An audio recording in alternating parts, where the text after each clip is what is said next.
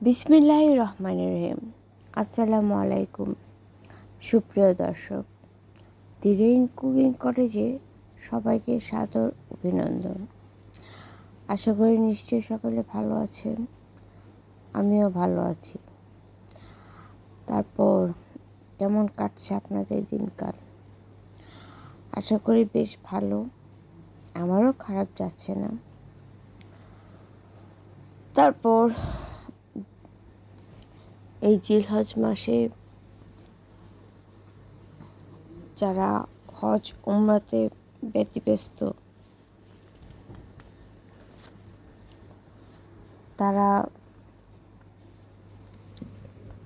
তো কি বলবো, মানে আসলে বলে বোঝাতে পারবো না যে ওদের কথা ভাবলে আমার মন কেমন লাগে। যে ইস, আল্লাহ এমন একটা দিন আমাকেও দিত।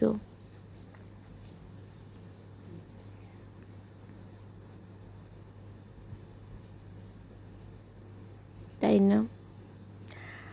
দোয়া করবেন যে আল্লাহর ঘরে মেহমান হয়ে যেন যেতে পারি। নিজেকে একটু একটু একটু করে তৈরি করার চেষ্টা করছি, যেটুকু পারি। কারণ সব কিছু তো আসলে পেরে ওঠা সম্ভব না, আর স্বার্থের বাইরেও আল্লাহ কাউকে চাপায় দেয় না। কিন্তু যেটুকু আছে সেটুকু দিয়ে করা উচিত, তাই না?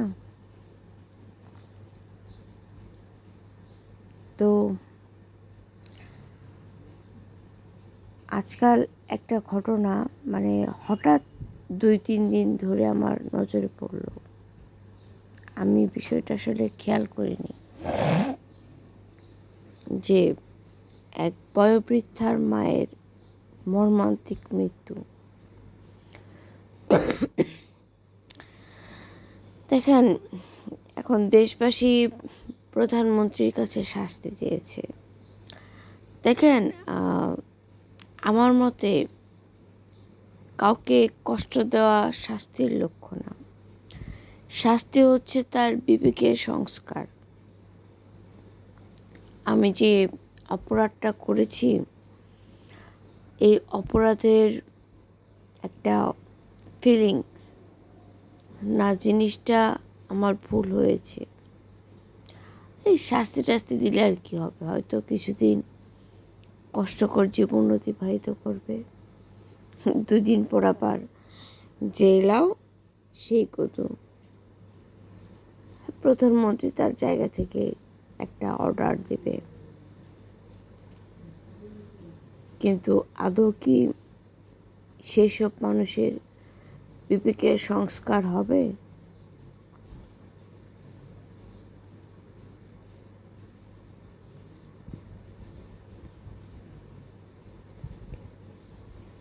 বুঝলেন যে আমাদের বিবেককে সংস্কার করতে হবে। আমি আমার কর্মসূত্রে হোক, প্রয়োজন স্বার্থে হোক, আমি একটা মানুষের থেকে দূরে থাকবো, কিন্তু তার অর্থ কি এই যে আমি সেই মানুষটার কোনো খোঁজ খবর রাখবো না? এই যে এত ঘটা করে হজ উমরায় যায়, এত উল্লাস উৎসব করে 10 গরু, 20টা ছাগল, 50টা দুম্বা, 100টা উট কোরবানি দেয়, আদৌ কি এগুলো হয়? আপনি ইমানের সাথে 7 শরীকের একটা শরীকে কোরবানি দেন এবং আল্লাহর কাছে বলেন যে হে আল্লাহ, আমি অপরাধী, আমি কি আপনার কাছে ক্ষমা পেতে পারি? আপনার ওই 1 শরীকের কোরবানি আল্লাহ তাআলা কবুল করবেন। মানে আমি কি বলবো আসলে, যে এই ঘটনাটা শোনার পর অবাক হয়ে গেছি যে আল্লাহ,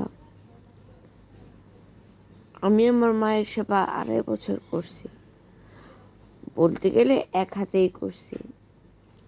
না, আমার ভাই বোন সাপোর্ট করছে, কিন্তু তাদের তো, আমার বোন সংসারী, চাকরিজীবী, আমার ভাই স্টুডেন্ট, তার স্টাডি লাইফ আছে, এগুলো ছেড়ে তো আর আমাকে সময় দিতে পারবে না। তারপরও যথেষ্ট সাপোর্টিভ ছিল। তারপরও